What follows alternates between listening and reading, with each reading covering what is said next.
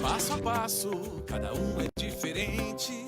Vá no seu compasso, olhando sempre em frente. Matemática, concurso de português. Põe em prática, seu inglês ou japonês. Kumon, o futuro é pra conquistar. Kumon, você acredita, seu filho chega lá.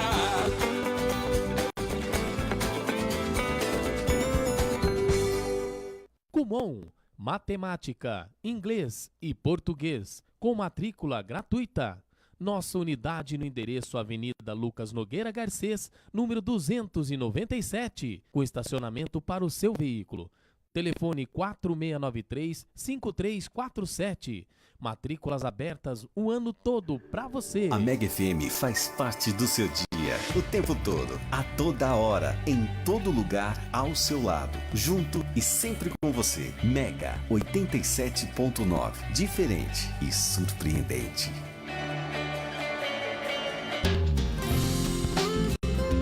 Procurando um restaurante com comida caseira feita no fogão a lenha, com um ambiente familiar? Já encontrou? Restaurante Sabor da Roça. Venha desfrutar uma boa pescaria e relaxar em uma rede com uma vista privilegiada. Localizado na estrada José Benedito dos Santos, 2101, próximo ao Trevo do Ipiranga. Aberto sábado, domingo e feriados, a partir das 11h30. Faça sua reserva pelo telefone 4693-3351. Visite nossa página do Facebook, Restaurante Sabor da Roça. Esse tem sabor até no nome. Momento Mela Cueca. Domingo ao meio-dia aqui na Mega, você ouve 3 músicas suaves e românticas para você dançar com o amor da sua vida. Momento Mela Cueca. Domingo ao meio-dia no programa Mega Festa. O som do verão é Mega FM, Mega FM 87.9.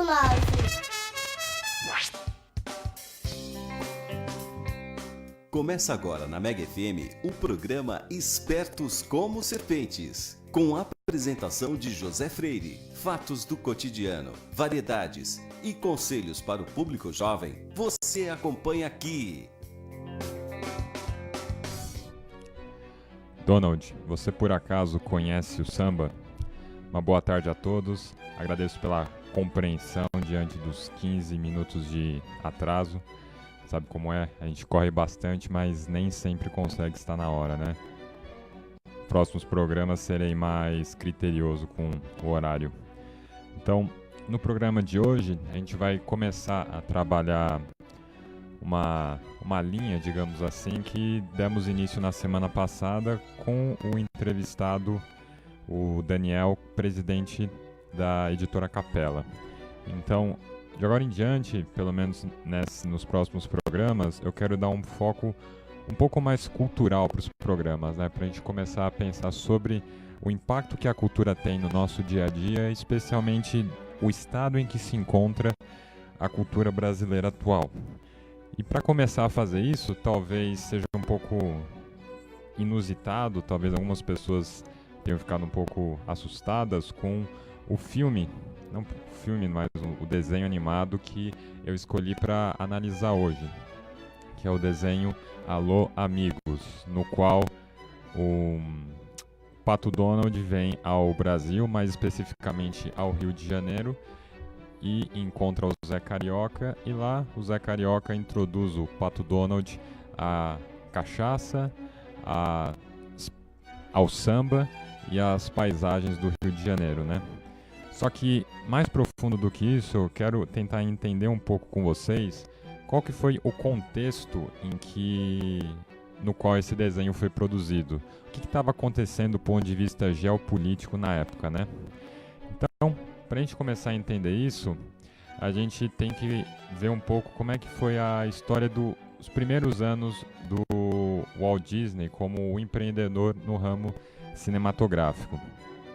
Então, apesar do desenho animado não ter sido inventado pelo Walt Disney, a técnica do desenho animado, ele a aperfeiçoou e lançou em 1938 aquilo que se tornou um fenômeno nos Estados Unidos e depois um fenômeno mundial, né, que foi a Branca de Neve e os Sete Anões.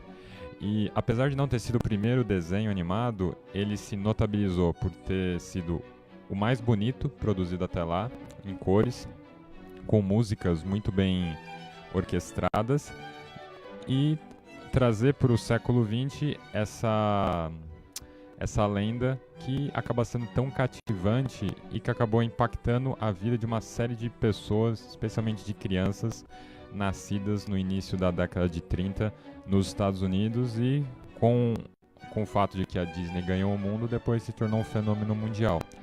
Posteriormente, o Walt Disney engatou outros dois sucessos. Em 1940, o Pinóquio, e em 1941, aquele desenho Fantasia, em que o Mickey é pela primeira vez desenhado com um olho, uma pupila propriamente dita, né?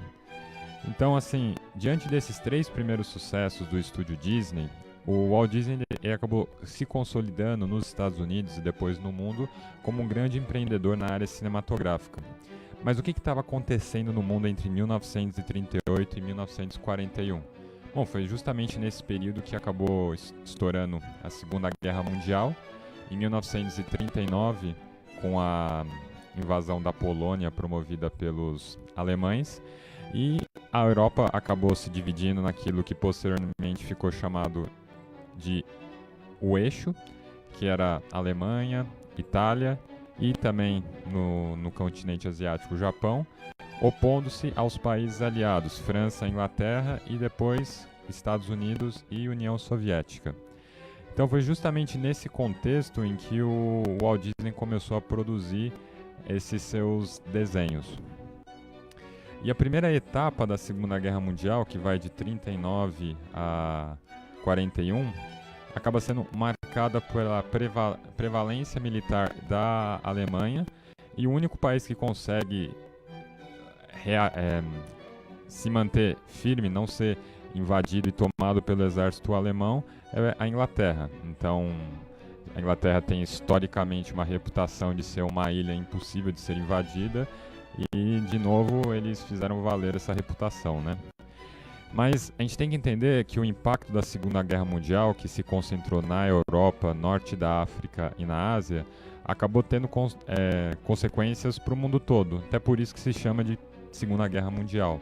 Porque apesar de não ter sido lutada em todos os continentes, ela acabou mobilizando contingentes militares de praticamente todos os continentes e teve um profundo impacto na economia global, que foi sentido na pele pelo Walt Disney. Então, no início dos anos 40, além de estar enfrentando uma greve de funcionários, o mercado europeu, por conta da Segunda Guerra Mundial, não estava absorvendo toda essa produção cultural que ele estava realizando. Então ele estava passando por um momento de dificuldades financeiras, tanto internamente, por conta da greve de funcionários, como externamente, tendo em vista o mercado europeu, que estava muito mais restrito por conta do conflito armado que assolava o continente. E em 1941, mais precisamente no dia 7 de dezembro de 41, os japoneses eles promovem um ataque à base americana de Pearl Harbor, localizada no estado do Havaí, o que, por sua vez, provocou a entrada dos Estados Unidos na Segunda Guerra Mundial, juntamente com os países aliados, então se opondo aos países do eixo, Alemanha, Itália e Japão.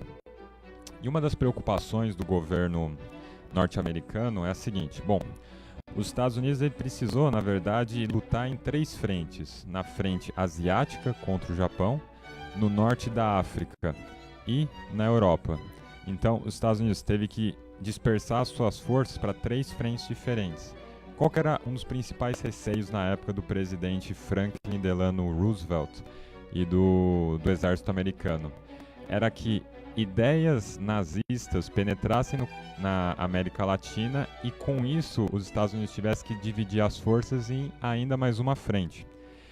Então, para tentar impedir esse alinhamento ideológico dos países sul-americanos aos países do eixo, ou seja, Alemanha, Itália e Japão, o Roosevelt começou uma política externa que depois ficou conhecida como política da boa vizinhança. O que era essa política da boa vizinhança?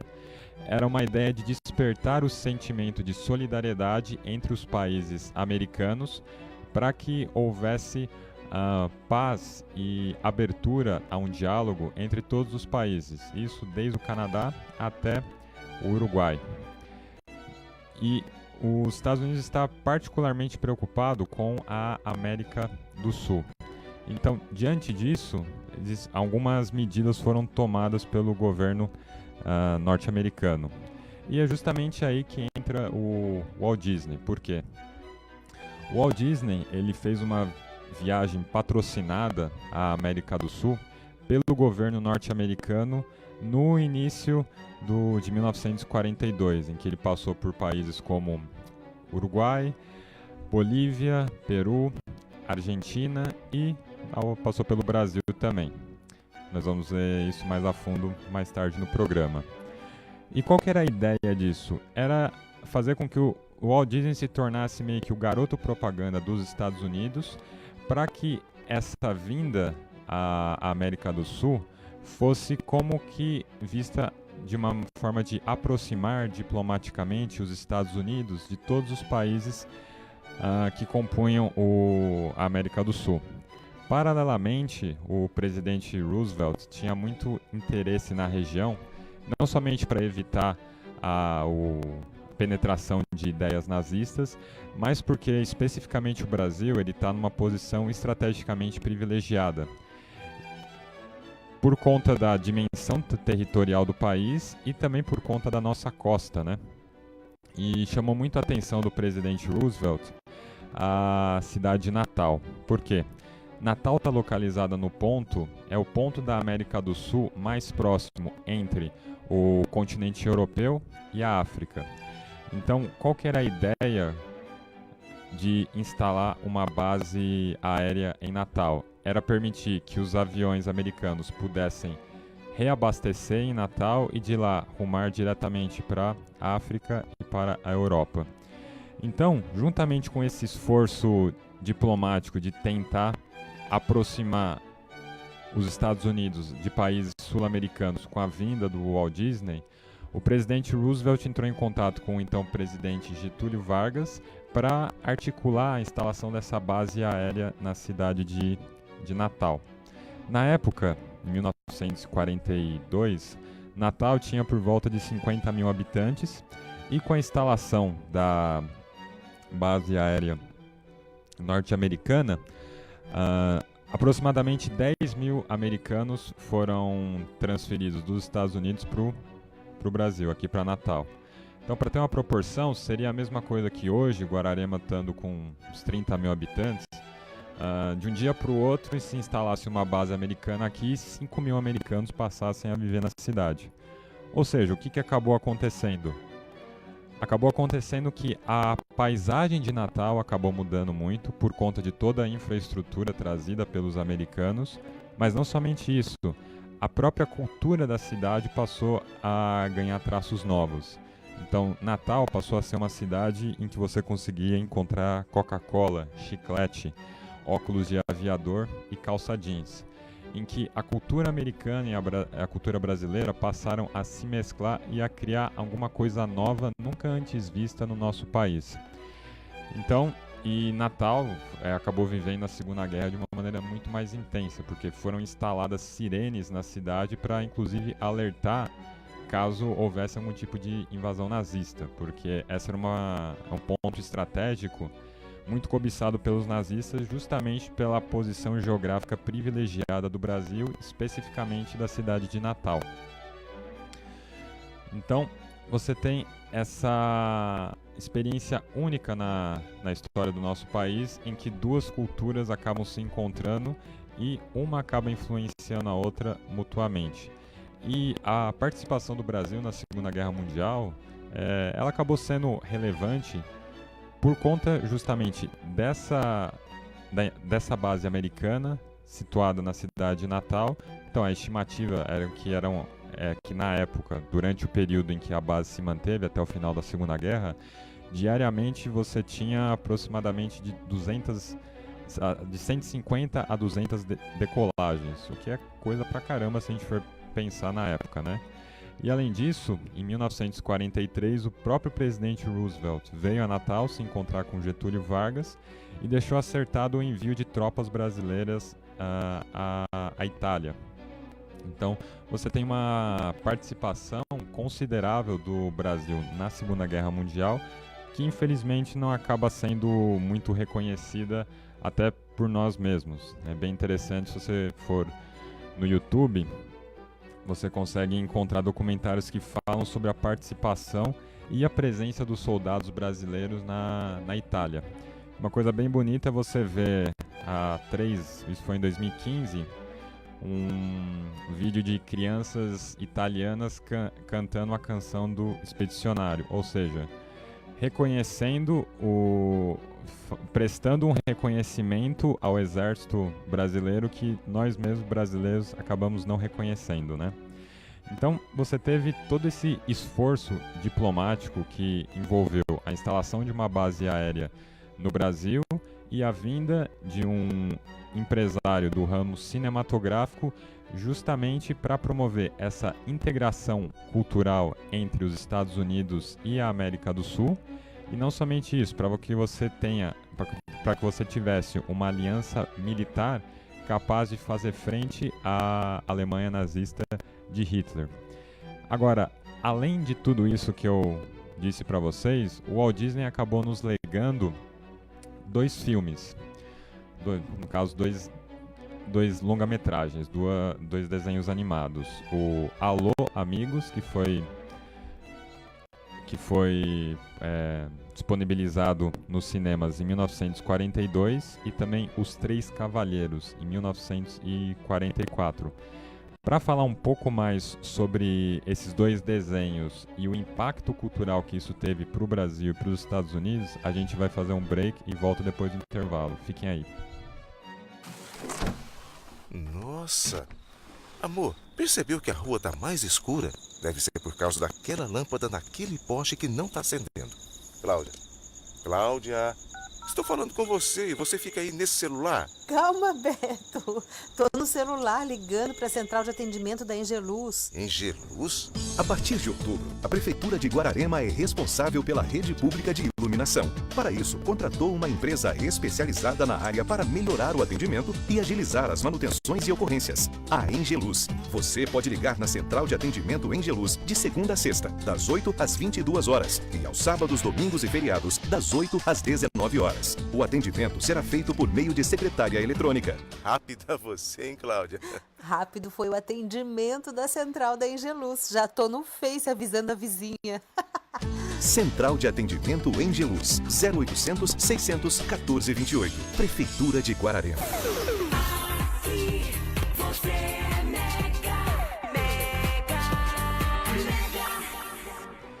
Então, a gente já deixou bem claro qual que foi o fruto geopolítico, se é que podemos dizer assim, da aliança Brasil-Estados Unidos, essa aliança militar, né? Com o fim da Segunda Guerra Mundial, em 1945, as tropas aliadas são as vencedoras e o Brasil tem um papel considerável nessa vitória por conta da posição estratégica da base aérea em Natal e por conta do envolvimento do Exército Brasileiro, especialmente na campanha para libertar a Itália. Mas agora, o que o Walt Disney ficou fazendo nesse tempo todo, enquanto ele esteve na América do Sul? Ele não ficou simplesmente apertando a mão de políticos e burocratas. Ele começou a realizar toda uma produção cultural inspirada na cultura local de cada um desses países. Então, vamos falar especificamente do Brasil, que é o que mais nos interessa.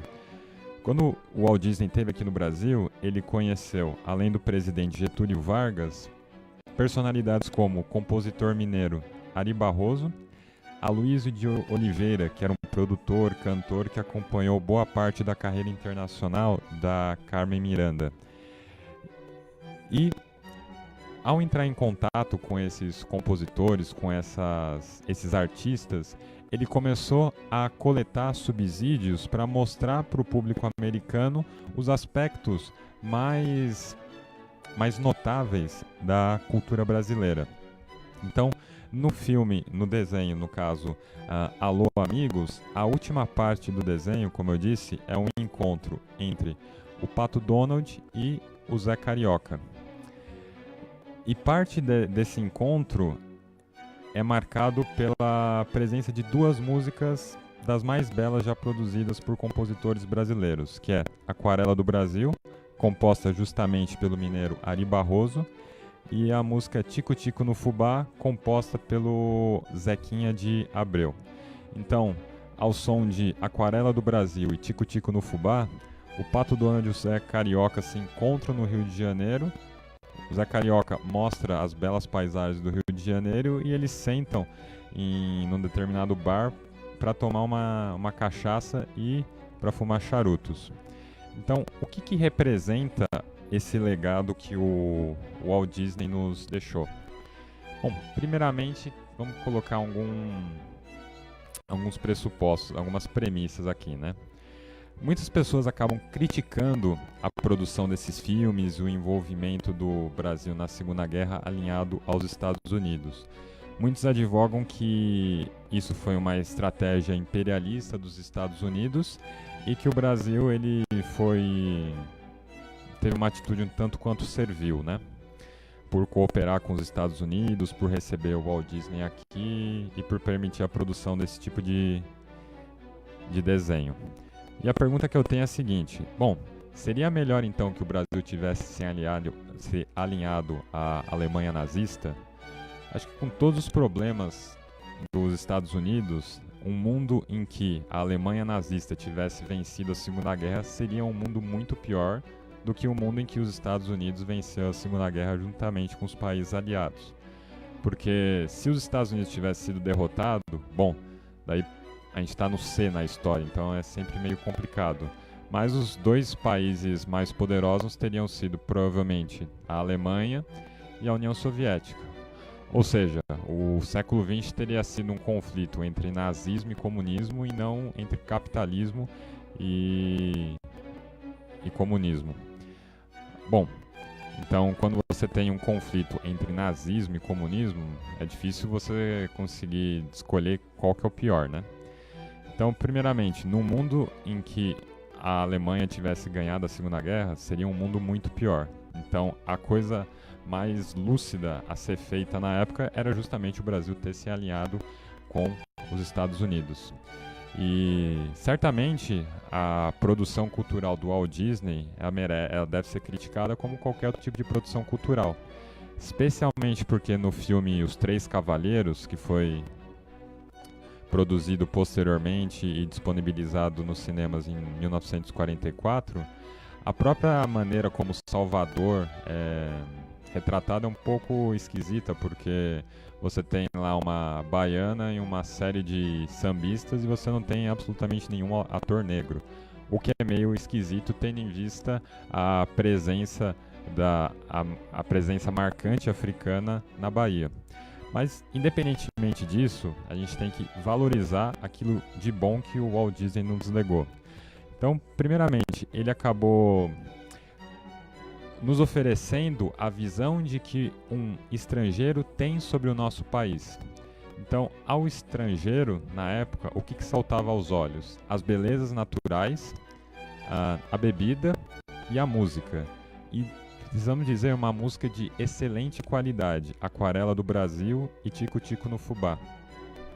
E quando nós vamos começar a pensar quem nós somos, a gente tem que pensar qual é o nosso país, quais são os elementos constitutivos da identidade nacional. Porque uma vez que nós nascemos num país específico, num momento histórico específico, num contexto específico, a nossa identidade como pessoas é intimamente influenciada pelo contexto no qual nós estamos inseridos. Então, se você não sabe exatamente os elementos constitutivos do seu país, você não sabe exatamente quem você é. E se você não sabe quem você é, você não sabe se orientar bem na vida. Então, uma das coisas positivas que o Walt Disney nos legou foi parâmetros culturais para que nós possamos começar a pensar o que é o Brasil. E qual o problema atual? O problema atual é que os símbolos culturais que são produzidos e disponibilizados pela o que a gente chama mídia mainstream, ou seja, pelos principais mecanismos de comunicação, é de baixíssima qualidade.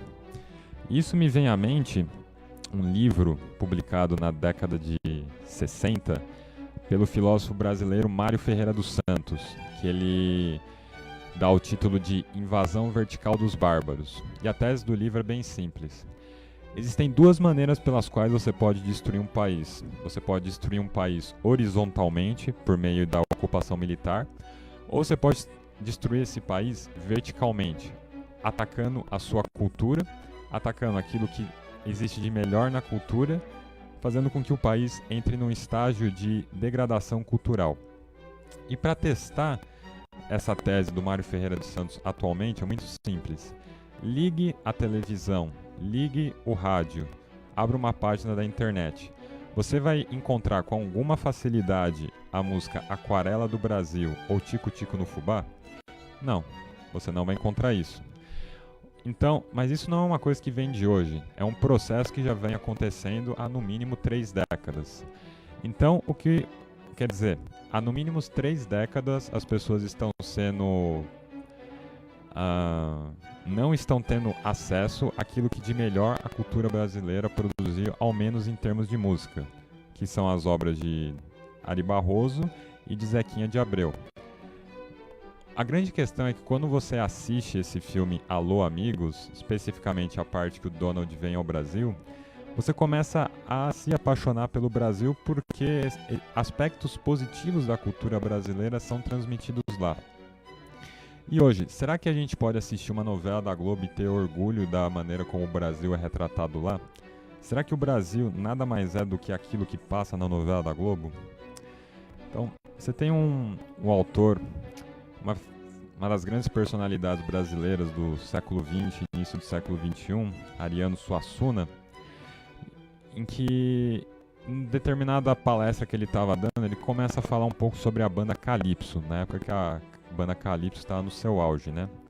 Então ele começa a ler um jornal em que o jornalista que escreveu a matéria descreve o guitarrista da banda Chimbinha como um guitarrista genial. E o questionamento do Ariano Suassuna é o seguinte: se eu estou gastando a palavra genial para falar do Chimbinha, o que me resta de falar sobre o Beethoven? Se o Chimbinha é genial, do que eu vou chamar o Beethoven?